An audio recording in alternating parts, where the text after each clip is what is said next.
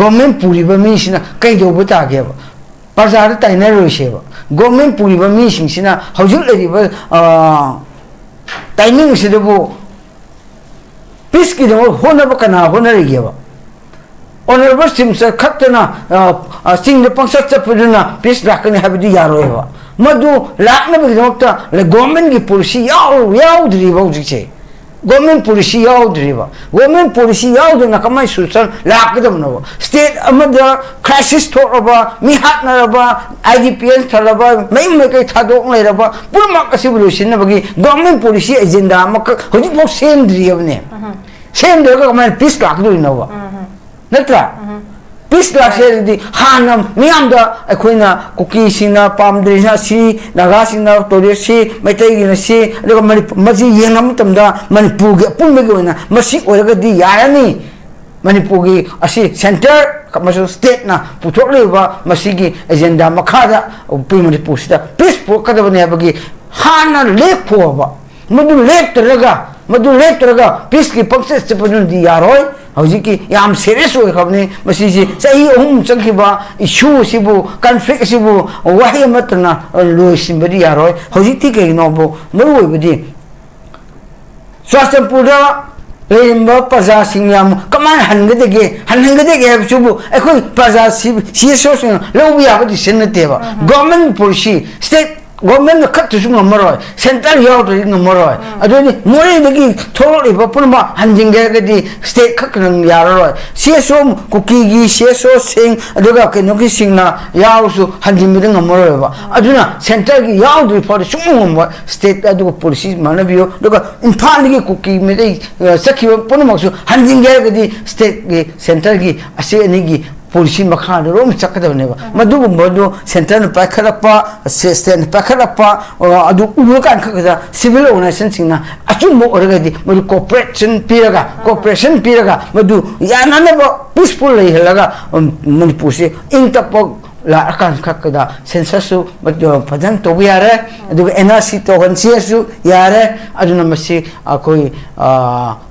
punma diversity state government central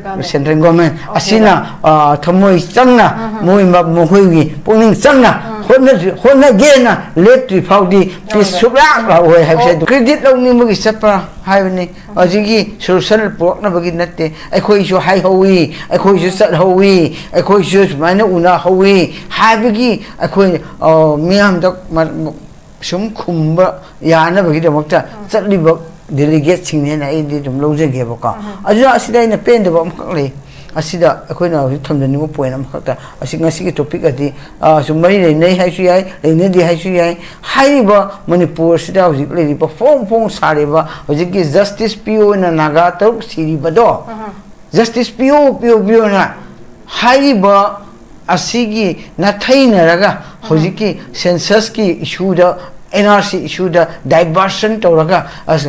torio pulma ase ekoi nagagi community singna nagagi society na asidi pelong godo mande aduna masigi diversion tori se tapadi problem ase ekoi namthabo pami justice purok pamde haibde ekoi de lojare bako nagagi society pulma community pulma na masi edi masida government na thairaga towo manba amka irang ama musagalaga asigi hariba tok sikibi justice pi danabugi de makta masi government sangsilabra anawi masi justice pi de ba habisi de community mi hapaglubu support of whatsapp manaba government ni haba hai bada naga singi community singi madu misang chatle habisi ma mai thamoida phawnguni habisi government kaubigunu haba lai oza Meibon da lakjige oza kamain thambini hujik wari sanab je tangai fade podam dilai de aduna wari sanab seida instrumental oina loini inclusive oina table da purak tori ba mi se kanano apoina mamang da tongan unabe pot myam oikre mahayam phogyan de aitare kamain thambini oza ngasi ki topic matungena haraga de sum ngasi masigi topic si kai gi dong tamasing asi north east window da puthol no manipur gi context de yanaga puthol pune loge 2023 gi May de gi na May 30 gi thol pa issue sida sum sahi ahum mari suji la kadore smile la pa sida koina honorable sim sina peace lak se hagidi dialogue to se habni dialogue to draga peace lak oi habni asida ina thamda ning point di mana peace ki honorable simson haijari ba ase hojik tangai phadana atu ragadi sahi mar ahum muk changsil ba asida akoina honorable mamangi government hojiki hoi puriba honorable Khemchand puriba government asida dialogue to do basi government sina kamba the dialogue to raga sahi ahum muk chathariba conflict sida chauthori loisinbagi mutta chauthoriba asi issue si kanaga wai sanaragadi chummi hena government sin decision loki baleirabra mal root cause do ka adidi masi root cause si khanglabnina adidi masidi masida wai sanaba tabani haibudo amkhak daka oidra adugadi kanano boji government no wai sana sebsidi hojik leiriba issue sida aikoina ina thamdani point di masida kai da makta masi lusin mangam dribno habde adurgadi hariba government maruina hoji cookie sing haitare cookie ga metei ga conflict tho ibasida lusin mangam dri se kanana no adu kanada wai sada wi no kanada hairaga phagade gapse government hoji leidiba government present government sina masi koi khallaga tawgida basi kanana masida cookie da hairasu yagada mande honorable simchana 100 times request also masi problem solve to ro hen ena haijege number 1 number 2 isi no maitai singda ahan ba conflict isi tholi ba maram ai haijege asi su 100 times request to su yaro e bako aduga naga hai naga su request to su yaro masi peace talk ki de makta peace la na dialogue to seven yaro maram di naga da haraga masi peace la oi ko ki da ha su la oi Mitai dah hasil lah, lah kata budi, kenano? Asyik government di malu budi, hari ba government sida representative ba MLA singa se, masih dah han negotiate han tahu, public dialog tahu muhta, solution pulak na bagi dah makta hana lagi ba 60 MLAs, amat sikre 59 MLAs. Cookie MLAs, Naga MLAs, Haitare ka, asum Hainara Banina, Aduga, Maite MLAs. Aduga, Asi Sida Punna, Kauraga, Legislative Assembly gi, Netasu, Muigi, Honorable Simpson, Kaubota, Kasu Akabrite, Mana Dialogue to the peace that we have in already, Madu Moya, Hana Dialogue to Bureau. What I see, Matanga, Quiggy, Hana, dear Cookie lady, MLA sings, Semi the Pulactram, Haitare. I don't continue to work. I don't know the Aina hidden point, Tobiro have never. Madu Tobong whatever. Madu Tobong would have already talked to the car whoever. I don't Tobong would have already peace loud at her talk to her. I'm not good about hybrid, Paza the hybrid the car with cookie she so the car with day, or Ziggy cookie Pazad hybrid car with day, may take she so the car with day, or the Nagagi she so the car with day. The car with the Emily do Hanako Biro. Talk to nobody, peace like nobody don't cookie, Madam Aina Heisenberg the Haiba cookie sings in Manipur to I never don't MLA sings representative separate emission demand over that. Aduga, Mokoina Hairi, Mohina Haiki Malay, Equity Manipura, Infanda Manipura, Halaro have declared to immediate Karana. High Cabani, High Cabanina, Adudi, Makudu Hana, Yanana Popo the Car Udra. Really, Mom, on the Simpson, Madu Hana, Yanako. Yana can't the peace have them showing Lakani. Ado peace have the Pazada Hana, High Hana representative with the Manipur to wine lovely, but the slowly cookie Tarase, Hana, a post of bureau, Muhini Agadi, Matamudan CSO, Mutam Gapi, no one. Kagumba. Honorable Tim Sasina, Tamoy Chena, must peace with the Makta, the same Manipur, the car, why had a Kalagadi, Hariba, a post of bureau, party line, the Gira, Aduga, our government site, a post of Kagamanga Motrava, Namak the Monk Kaita Negani. Hamilton is the Masibu Matam Sangna, Sahi, Ahum Hena. Crisis la ofau tumina lehaliba masi khamju khamdaba loisinu ju hayaktaba haiba central leaders in the ka oeva central leaders in the honorable session thamo chena ngau chatlaga magi hoji cabinet manga do punna deputy simsa ani yaubiro aduga cabinet mantri home minister ga yaroga maga makoi manga khak chatlo pun sakadam ni amaka step yaroi manga si chalaga home minister unabiro unaga masi se sinabagi peace takna bagi masi ekhoi pame adun khoi gi mating daka oi nakoi help to di yaroi haina masi osum de dialogue si ahana center da hana dialogue to biroba maduna yarapon matam aduda matham thana kuki geta su them yarani si sot ko them yarani aduga suspension operational riba kuki su yarani naga su yarani mitai su yarani condition amada adubu center na yadri phao center na sahi ahum prime se chuangang daba home sensu roshin bi wangang daba asi ani ho hanam hoi yana masang state government center gi leader sing asi han phamin raga yana ba masang ekhoi leidiba state sida india ne paibani center su sisu india gi government ni adu agadi ekhoi han yana si adu madu matungina yana ba makha gi policy makha da hari ba kuki su themba ta bani naga su themba ta bani maitai su themba ta bani manipur si kaida na thamna gi policy makha da doctor ga center ga yana ba makha da dokada bane ba ko madu udar ri peace la oi ba tok se hojik ko kuki impid hairo yaroi aduga ITRF putu da hayo yaroi aduga high suspension operation do unarsu yaroi government na honorable team chana manigi thamoi sena approach so yaroi ba aduga MLA ta du su mar themang ma capacity leite na ekhoi de lojare ba maramdi sehi ahum la pasida kaisu nganga khidre ba adu agati madu da kanada ka oi manipur de peace program ba honorable simson hairi ai soidina masi peace la se di ekhoi dialogue na to pai leite harba taramina adu di athum tum da home minister ga prime minister si unabiro unaraga madu purko matam khaptada ekhoi social lakani na ina athumlage aduga masida akoina yinya basidi akoi masi talk to bom tamsida laina peace la oi habdi sen condition yam leiri ko condition yam leiri habdi hoji honorable simsasna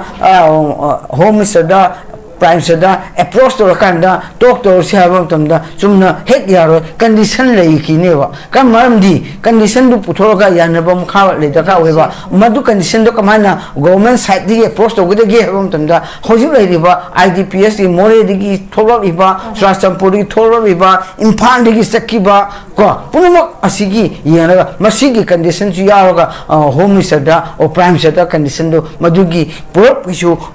solution number 1 2 3 A B sum khaidora toroga masigi du loisilak matungda public thamda ka bane ba just sumnagi condition su yawa IDPS singi Swasapu hanjimbagi mure hanjimbagi imphal degi sakibusing hanjimbagi masigi solution su government of India ga state government ga solution madugi bagi solution oyabagi puthor kan to hana moi to jagda bane ko madu to kan khatada ko solution lakani adu mission da kuki da district stala unaba naga da district stala unaba adu imphal da riba leader sing association sing unaba na solution nate maro bedi mokoi emere tara do control to na by center ki taka oena hamra okay sir okay thank you so much Kangluk group singi marakta wari sanaba natanadi santi purak loi haiba wafam sigi katang contradictory oba nota haiter ozana thambi be jamai bonus thambi de MLA gi level la sanaga dobuni MLA gi level la chief minister na wari sanana bagi facilitate to bangam da tadi center na and alongside the state government intervene to hon gadabani haibani natada na kuin tongan sarakpada solution propose bo ngamoi center na intervene to holaba matung da su amuk karmaina akogi lakane he post da condition me amama set toroga condition hindu clear tor akanda aduga punna purakada me aduna tan taraga di sungom ngom hebni aduna it is very clear state government gi side state government alone sigi peace purak na bidam ta dialogue sa tha basidi masi se akogi mai pa ro hebni aduna century intervene to busi mathau tai heba form sim leire kanglup purup tunga wari sana bani chimi san tham gi base sigi gilambi study peace purak pang ngom heba form dini je oda mai bon lak si oza sai matang gi da huji gi current issues tang reflect to zera kanda housing ada lai riba MLA manga saida kuin huji NRC gi matang ki da kari akoina kayam wari sanam se kyam khumang chawsi legi habise myam tina khangningi adu gujin ngai rega leini myam se sidai tang ta ba ma puraka ta gadi irang ki yam tina hena kala ka do mali aduna kari kyam khumang chawsi legi sakki ba khongse sidai gi myam na kari asa to bu habise huji akoi ngai naraga hai tari lai kamai thambiding is Surbala masigi manipur gi delegate ni habdi edi accept oning de hoi saliba manga se manipur gi damakta NRC gi matangda or census ki postpone to gi matangda mui manga sina responsible or sapni habdi ai haining de mamdi haiba responsible loba haibase state sida madugi damak postpone to no gi damakta state na kai disal lo khage state na ayaba madu kai gumba cabinet na phamlaga masi postpone to no ba center da haina ba na cabinet na lo matungda madu gi resolution gi power adu salaga unaga bane ba sengbadi madu adu ma phau yauki de ba ko just haulik leiriba jiki JFD na kanba khongjang ama sangsimbada pakhat paw ki do boy tawraga khtang su mayam sigi pung phader ba ya na bi dongta mohoi mayam se ai di sakhi bane lowe solution por na bana te na ai haijage masi ai mohoi bo aina handhabagi thakta ngam bana ti ko moi gi sakhi bagi clear oi to bido moi gi state government gi pressure pin bagi sapna te ba just unarurga sini kamai tawni khotni haina to gom jamda ai group pijam gi am kan haijerom gi ba masi moi sakhi bi kai no bo hairi ba mari si kana no sakhi bi kana no masi aina haidu si aduga hana XCM no mu sakhi ba jamda ma bu kauren sakre chalaga halakpa matamda positive oirapi yai hairu badagi hauju laiba group siga amag group siga pakhatna dana masi gumadi khudong sa basi mi lokhi tare akhoi government purna lei se akhoi si choi tare haina pakhat gumna khulak tak press conference ka phamlaga pangchen chemba do aduga madu to rubagi akhoi parjada utchai bani masi ai government condemn to banate policy program soye wani decent soye anna salaga hoji home minister na ki haini moida kaman mi NRC to guni to roi have su moida home minister mana essence to biya deva kaino parliament yo do put ni na NRC parliament yo do put aduna mana ai magi MLA sing la state amagi la na ai NRC se soide to ni have essence to roi have ko madu ma to roga parliament da puthom duna fail di kam no ba aduna masi process ti am lui adubu mana ngamjaba haibo kai gumba masi irang lebani na manipur da leba situation is da sahi ahumuk problem leira conflict leira jati ma changna bi yadra asigi yengaga sahi am khak to roga su o tha tok to roga su masi suspension ka nugi census ki se khang nem tharaga to bone sungra haibrom dagi la ga di khang di ko aduna tedi bo masi saswe ka no to roi sa postpone su to roi adubu central government na manipur sida shanti pro pam ga di masi postpone to pi hai census se ko NRC disan basan rai khang de adubu manipur da ta same center na kai osu election mamang sida ekoi peace proper da ka yam oi hai ga di postpone to rakani matam khra adu tawpa adugi timing do lawraga masi kuki de su themi ai mase asai onawa simchana hai bodo ai di ta seng manipur sida peace proper hai ga di ta seng na sai haki buduni phamin na biro onawa simchasina kuki bun nagabu metaibu unadringi no mangda home se unabiro ba chap chan unaraga masi ekhoi santi pambado kamhai to sige nangi nakhoi ge ayaba piro nakhoi heb da ka oi hai kana samogi instruction batungina satharakati choi mai pakani peaceful akani adu center na state ayaba pirak trifaudi peace la oi have si de ide sum kan nai jege aduna peace la ke ha gadi center na ayaba ma pirak kan khakda masi sahi ahum muk la liba na unubi ha thaba punma cooking separate ta le so center da peace la state da peace ta la ya gadi separate administration ni ba tokani MLA sing jo impha la kani deputy simsana ojing saki we la pya to so la kani punmak la kani ko kai gi namak tamse punmak la handi se center gi khusu yauri ba no yes chalo to ya no have instruction leitri adu leitri faudi ko kising phala oi aduga deputy simsasu lawai handak assembly coversu edi lakada mande adubu home minister na chalo pap ya leito bi aroi keng mano ne hek leito ba no me thokte excel ogani na home minister hara pa matun thangara ko lo lakane ba ani mo so asumai la asigi instruction leito paudi manipur da peace la oi maramdi ai ka hajege ba maramdi koki singna hujiki masi yaroi harim athadi hoji masi irang tori phau sidi masi census ki problem koi nauji nrc problem mihat pun thokram matungda masi issue chu mo lakraba masi irang lai phau sidi kaino gi koi manipur da peace da oi ado koki singna su masi irang se pothabiya de administration separate administration ni se koi pothabiya de wasi ni grabani masi ni hodadi peace da ga di koi soidna census la ani nrc go pura ga koi se kano mung tag da mande haibo khalunda mo khalam bi ya ba kai mo ma khalam na ga su central intervention to ga kai su problem re ba ka numit mahani da sum peaceful lak da bani ba ko adu aina yam pam da badi hojik lai ba conflict Nagaga Kokiga Mutore, Kumetega Kokiga Tore, Aduragdi, Masi Marakta, Kaiga Mukta, Kanana, Masi conflict, Honabadi, Honabele, the bribe to Honorable Simpson, so high. Masi Tuan Honadiba group later bribe, Layba, Masan Zucm never, Emirate Nipama Pandu never Kokigi. Muguni never. Aduga, Ladyba, Magi Cabinet. Makada Zucm deputy Zucm amasu maneva muhimiyam seneva Iran ko ninisi aduragadi madugi marak aduda ekoi mesen hunaba ekoi mesenda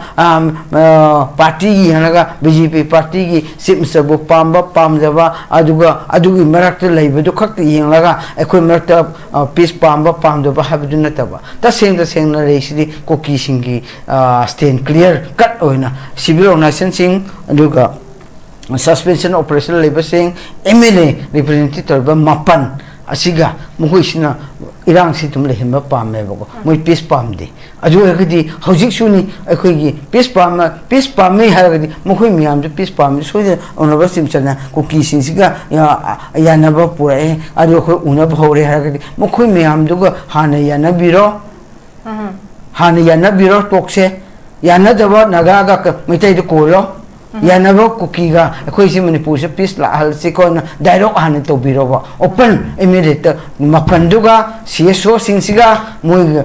Ziki, Mugi, Akan Tony and Lejediva, Mui Sindu. Aduga, Madu hit Yanaka Motodi, illegal immigrants who tap a lot of Yare. Aduga, censorship for them to Biare. Adu, Madu Yanad Rifaudi, Yaro and I from the gate, the same in last day from the nobody. Manipur Sida, lady was situation, Sida,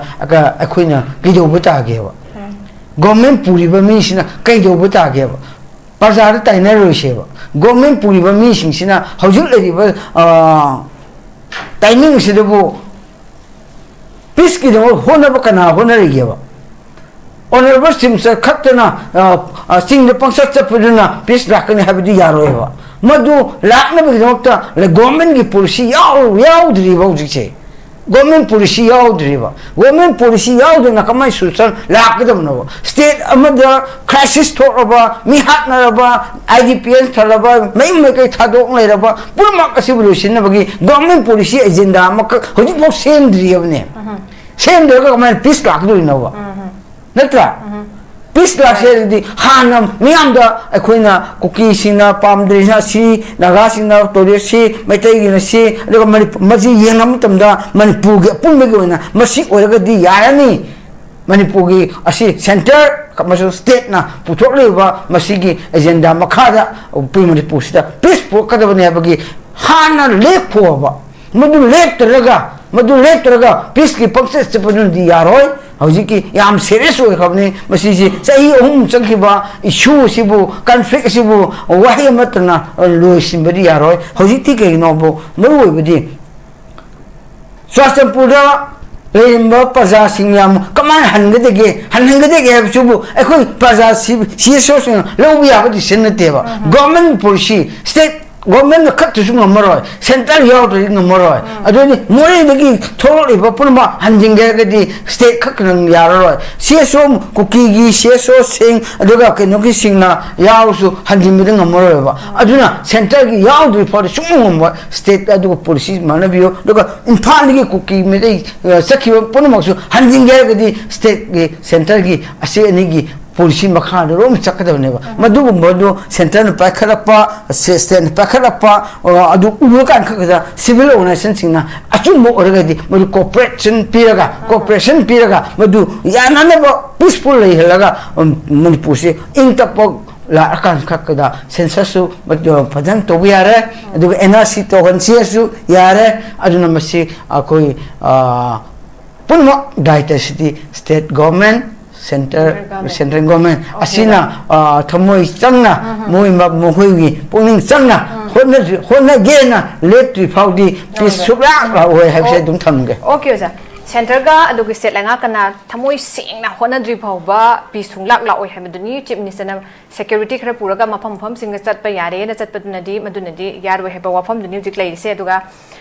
oja Meibon na suik thambi ki ba akogi kuki singa census la agadi mawong tara roi nai na pakhalak pe pot am kak tham gib do summe pakhalab janu jamu se KZC gi me kai de su phongtora pa lai re NR kuki zo da maral sira kan da NRC se po se lakhi bani dana lakhi bane po se hai de dun NRC se moi de phasana welcome to wi aduga demography issue se verify tawra matung na population data sin agadan ha po se lai re aduga census operation si yamna ko yam tangai phadam ne ha ba emphasis se pi aduga verify demographic ke data adu base tawra kan da delimitation tawkani habisu mo yam chawna welcome tawi aduna masise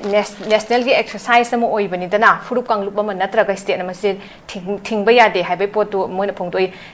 kadigumba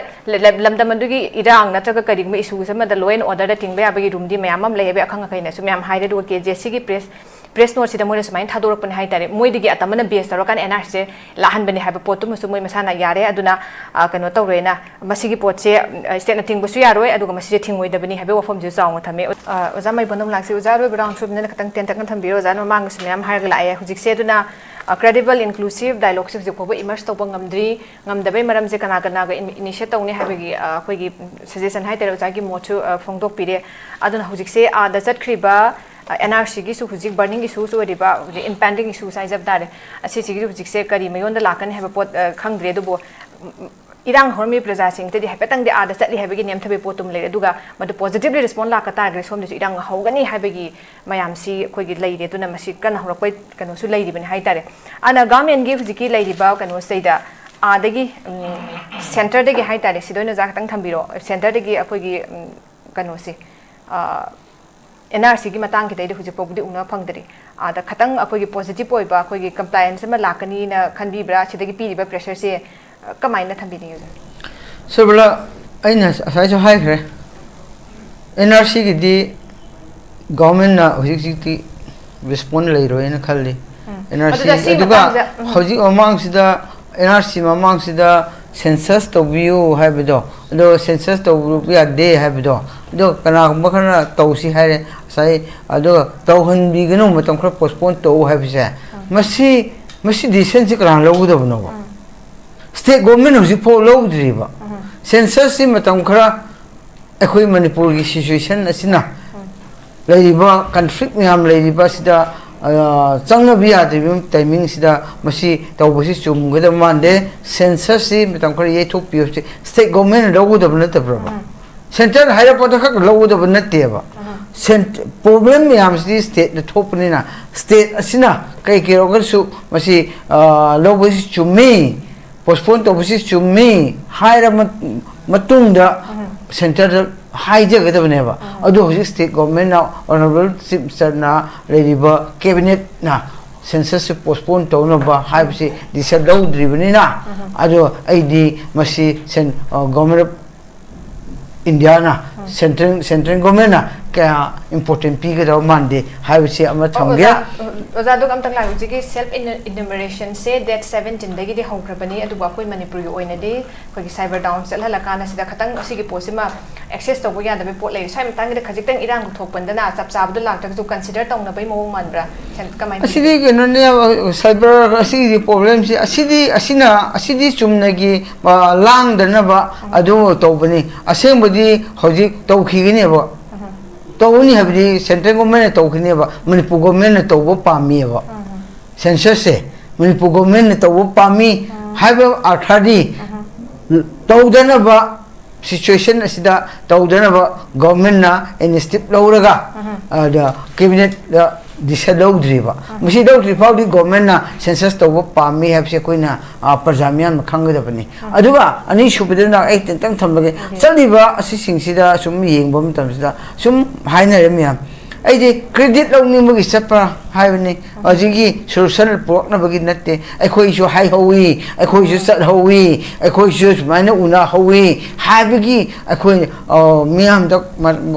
sum khumba yana bagi damakta chaliba delegate singne na indi dum lojege baka aja asida ina pen de bam khakle asida akoina thomdani mo point am khakta asinga sigi topic ati sumai nei hai su yai nei di hai su yai haiba manipur sida hoji le ba phong sareba hoji ki justice po na naga tok siri bado justice po na haiba asigi na thaina raga hoji ki census ki issue da NRC issue da diversion toraga as torio pulma ase ekoi nagagi community singna nagagi society na asidi pelong godo mande aduna masigi diversion tori se tapadi problem ase ekoi namthaba pammi a justice purok pamde haibude ekoi de lojare bako nagagi society pulma community pulma na masi edi masida government na thairaga tobo mamba irang ama sagalaga asigi hariba tok sikibagi justice pi dana bugi de makta masi government na sangsilabra an rawi masi justice pi de ba habisi de community mi hapaglubu support of whatsapp manaba government ni haba hai bada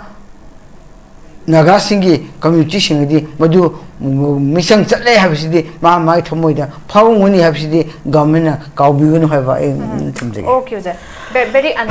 very unfortunate incident akogi naga akogi lengmai taruki asiba taruki hujipu justice pi dana laiba sisu yamna penda bamana hena penda bamna mayamna siki magi kano mayam si lead mayam si aduko witness mayam si loina puthokanda yamna crystal clear oina thammabadu phoba pakhat pa yaba mayam tawdadana akogi anaya da musinai sumaina mu tawena matam je laholaga mayam ama tawbagi pose masuni hena kan penda bagi pot oise aduga koi manipur dadi issues ama tholak matamda issues ama divert tawnabagi honabagi mamisu yam saunga tabandana this time also aduma pot ama tawrabra haibagi penda badosune uzana dur